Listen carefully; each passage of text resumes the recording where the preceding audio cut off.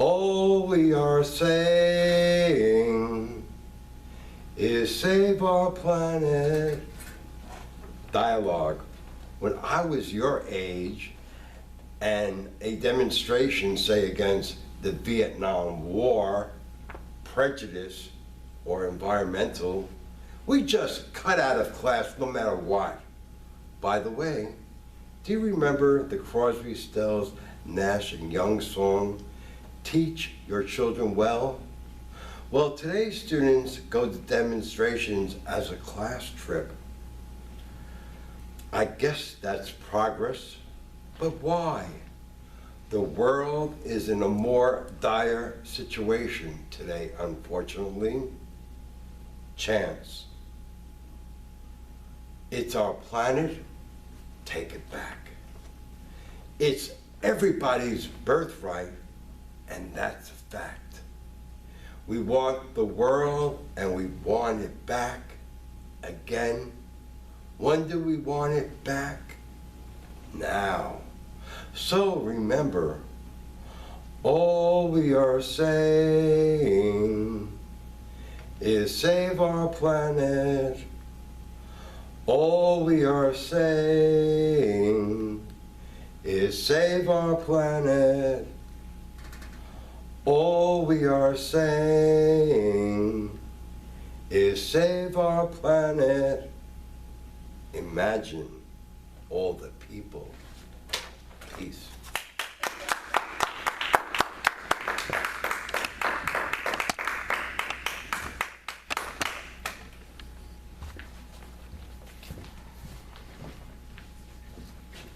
Hi, I'm Peter Dugan, and I'm going to read Giving by Sue Forster, Aldeburgh, UK. Giving. How much better it is to serve soup with a spoon than to stir up trouble with neighbors. How much better to offer warmth, a smile, a hand, or a bowl of cherries in long winter months with the silver spoon you were born with.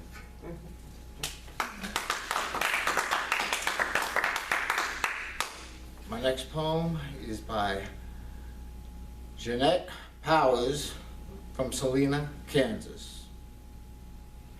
After bourgeois the bathers.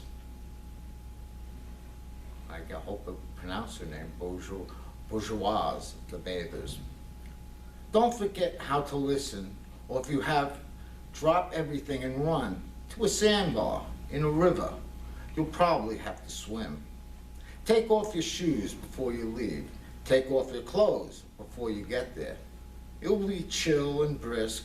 There'll be fish who nibble the round peach fuzz of your bare thighs and toes, and elsewhere too. Let them. Be quiet. Remember, you know where you are. This is it. Remember, you know how to breathe. Yes. Fresh. Yes. Your body grows heavy. You stop holding yourself up so much. You put your mind in its own pocket. You are here. You are here. Lay on the sand and spread your legs. Show the sun your whole body. There is no shame. The heron flies over you. The wobbler continues her lunch. Deep sip fresh water across the way, and the salamander rests near your foot. You are part of this. Your body will always remember, but you will always have to remind your mind. Happiness is light as a feather, but none can bear it. Calamity is heavy as the earth, yet none can avoid it. There will be another storm, but right now you stand naked before everything there is, and all is right in the world.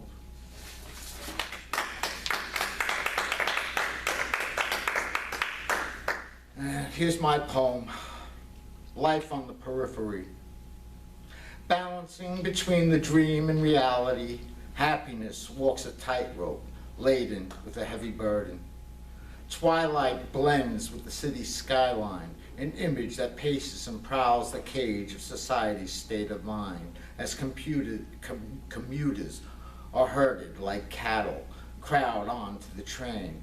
They flutter like moths to straddle white picket fences, boxed in by the parentheses of consciousness, feign their docile veil of domestication buried beneath the shadow of tombstones, and bask in the silhouettes cast by the mist that shrouds the haloed moon. A vibration shudders the air up by the railroad tracks, where daffodils evaporate in the light of electrified moonshine. Trees and shrubs blur along the rail line, forming a makeshift inversion of thought, torn to shreds like the weathered mattress that lays in the overgrown grass between the park fence and train tracks. Jukebox rust drips in the air as teenagers perform a dance under neon lights, a celebration of immunity to the aroused void. Purple haloed streetlights turn the blacktop road red, the impetus of a monotonous reality generated by imagination and fears, as dusk foreshadows the failing light of day, viewed from behind the decayed stone walls. But like salamanders in a cemetery, they scurry to the comfort of home, an experience portrayed in the abstract lithograph of American life, floundering in a whirlpool of idealism. Thank you. George Wallace, unfortunately, is under the weather and could not be with us tonight. So Francine Witt will come back up and recite his poems, and Ian Griffiths.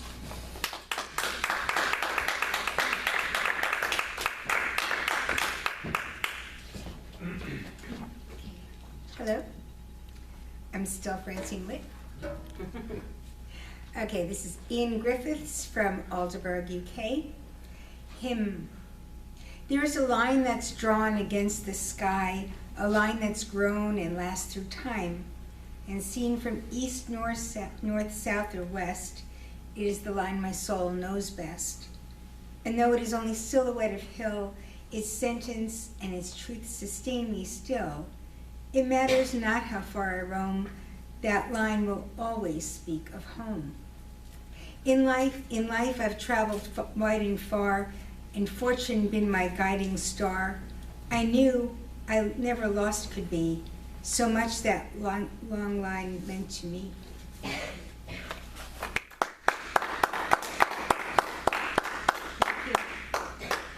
And this is George Wallace from New York. I drove west because of you. I drove west because of you and for you. Heard your voice in moonlit miles, crossed the Jesus-infested sky, caught hell at every 6-gun speed trap and felt envy smiling at every exit ramp. I tasted blood in a coffee cup in Abilene, and in Nevada, the 6-month rain never came. I slept like the damned, fouled in the yellow arroyo, and killed a horned toad with a wiper blade because I thought I heard it say your name. And I drove west because dry, dead riverbeds sprang to life and dull horizons climbed to heaven, and because the cascade of Nebraska green grasses is unbending. I wept over you like embroidery and wanted to love you, but could not, and wanted to understand you, but could not, and wanted to rescue or replace you, but could not. Yellow prairie sunlimp over the State House dome, your voice is like the little Colorado River carving a deep ditch deeper out of the flesh of the Virgin. Your voice is cavernous, recalling crocodiles and thin-necked ibis, red seas parting, and I wanted to redeem you, but could not. On your lips, the song of endless cattle, in your palms, spit of ancient leather. In my rearview mirror, an unregulated militia of 2 big cowboys shooting their foul shotgun mouths off like Washington politicians. And I drove west because of you and heard your voice in full wing like larks, your voice quick as bullet trains covered with wagon dust, your voice cheap as crimes and easy encroachments. Your voice, a bone-thin man with one eye on the horizon and the other eye missing, hell-bent on death, on survival, on oblivion. Your voice, wet boots trampling out the vintage across this intractable nation. Thank you.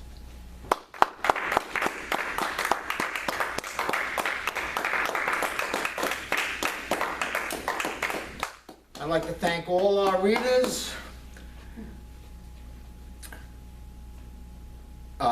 Francine Witt, Anthony Policano, Doreen Spongy, James Romano, and thank everybody in Salinas, Kansas, and Aldeburgh, UK. Yes. This is Peter Dugan, and have a good night.